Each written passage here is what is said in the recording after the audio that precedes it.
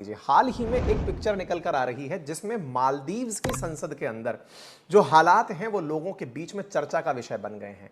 मुइज़ जो आशीर्वाद लेकर लौटे थे चीन से, लेकिन लौटे तो क्या हुआ कि इन्हीं के यहाँ के अपोजिशन लीडर्स उनकी बातें मानने से इनकार कर दिए। लोग कहते हैं कि इनके अपोजिशन को भारत का समर्थन प्राप्त है। हमें भी लगता है, क्योंकि यहाँ पर जो पहले राष्ट्रपति हुआ करते थे सालेह, वो भारत समर्थित जाने जाते थे। अब रिसेंटली बड़ा ही इंटरेस्टिंग वाकया हुआ है। अच्छा, इनका वाकया समझने से पूर्व ना, इनके यहाँ पर इलेक्शन सिस्टम कैसा चलता है थोड़ा सा ब्रीफ में उसे बताएंगे, फिर आपको आगे लेकर चलेंगे।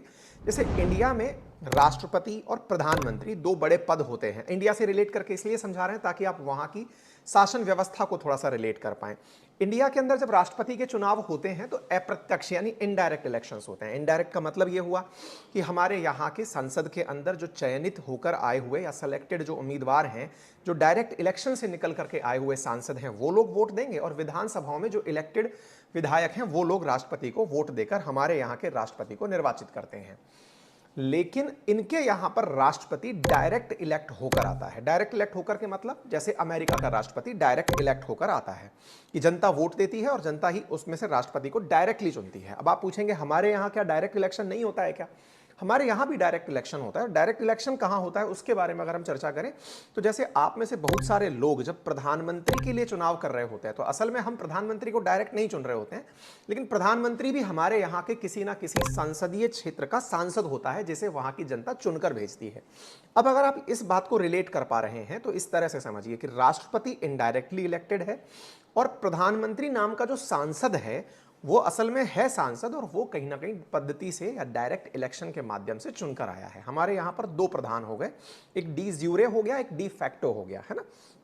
दूसरी तरफ बढ़ते हैं, मालदीव्स में क्या होता है, राष्ट्रपति वहां जनता चुनती है। जैसे कि इस समय मुइज़्ज़ू को वहां की जनता ने चुना है, लगभग 54% वोट पूरी जनता के द्वारा उसको दिए गए थे, तब जाकर वो राष्ट्रपति बना। अच्छा, इसमें भी एक बड़ा प्रश्न बनकर आता है, सर अगर मान लीजिए कि जनता इस प्रकार से वोट दे कि किसी को भी 50% वोट ना मिले तो क्या होगा?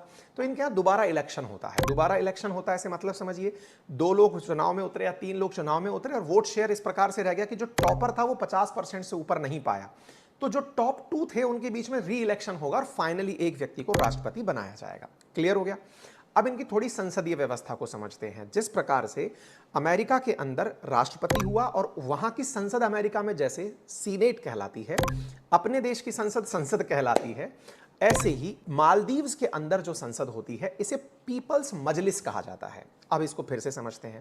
जैसे अमेरिका में राष्ट्रपति डायरेक्ट इलेक्ट होके आया और सीनेट के लिए अलग से चुनाव होते हैं, एग्जैक्टली मालदीव्स में भी जो राष्ट्रपति है वो जनता डायरेक्ट चुनती है और पीपल्स मजलिस में बैठे हुए जो सांसद हैं उन्हें भी डायरेक्ट चुना जाता है। अब इसमें इंटरेस्टिंग फैक्ट ये है कि राष्ट्रपति तो बनकर आ गया जनता की डायरेक्ट वोटिंग से कि भैया इन्हें हमने राष्ट्रपति चुना, लेकिन राष्ट्रपति के साथ में एक कैबिनेट भी होती होगी। जैसे हमारे प्रधानमंत्री के पास एक कैबिनेट होती है, कैबिनेट की तरह इनके यहाँ भी कैबिनेट होती होगी।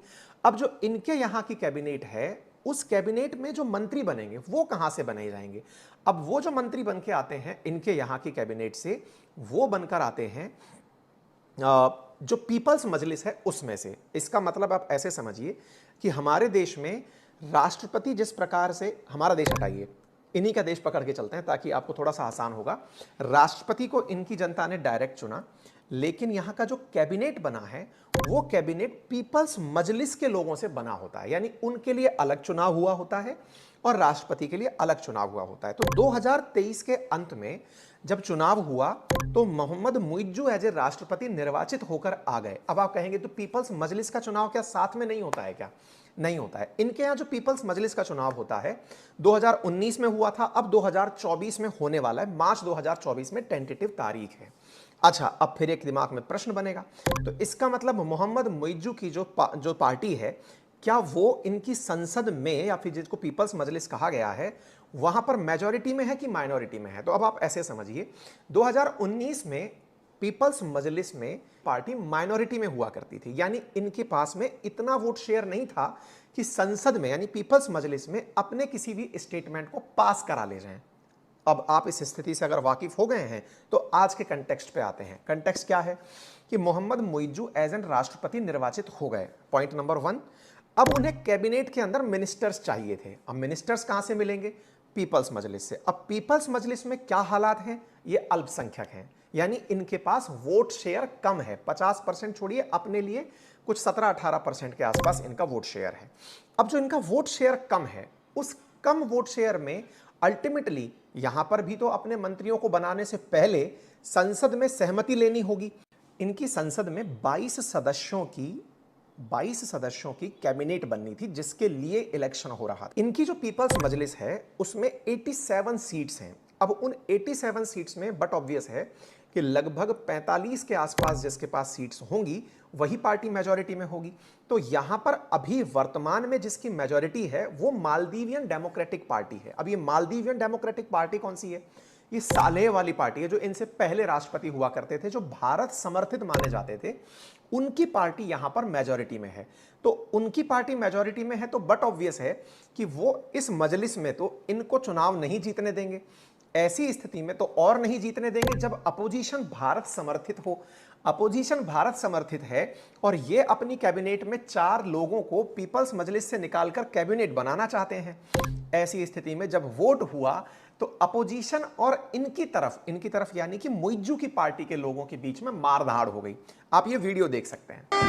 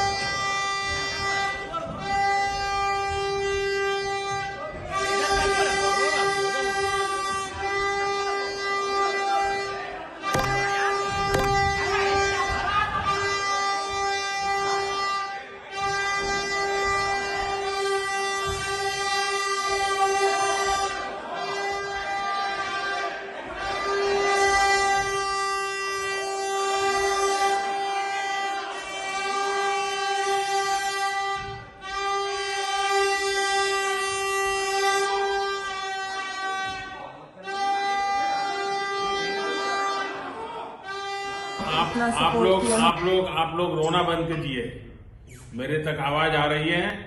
इंटरेस्टिंग फैक्ट ये है कि इस वीडियो के अंदर जो मार कर रहे लोग हैं ये मोइज्जू की पार्टी के लोग हैं, और किन्हें रोक रहे हैं तो ये वो लोग हैं जो कि सालेह की पार्टी से हैं या अपोजिशन की पार्टी से हैं। क्यों रोक रहे हैं? कि तुम लोग हमें वोट देकर के कैबिनेट मिनिस्टर नहीं बनने दोगे। तो बोले क्या करें, तुम्हारा माइक तोड़ देंगे, तुम्हारे माइक के साथ साथ तुम्हें वोट नहीं देने देंगे। ये इस प्रकार का हालात हो गया जैसे अपने कई बार नगर पालिकाओं में, नगर परिषदों में देखने को मिलता है, पार्षदों के बीच में गुत्थम गुत्थी। ऐसे यहां पर कैबिनेट के लिए गुत्थम गुत्थी इनकी संसद यानी पीपल्स मजलिस में हो रही है। अब कुछ लोग तो ये भी कह रहे हैं कि भारत और चीन सही मायने के अंदर अब संसद में लड़ाई लड़ रहे हैं।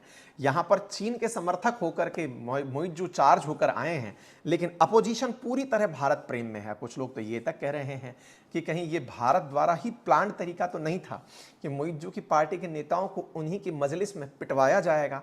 अब खैर हम ये तो कह नहीं सकते चलते, इस हम अपने देश की नीति निर्धारण में मालदीव्स जैसे देशों को प्रायोरिटी तो ना ही दें, जो अपने देश के अंदर नीति निर्माण में इस छोटी छोटी बातों के ऊपर झगड़ पड़ रहे हैं, माइक तोड़ दे रहे हैं।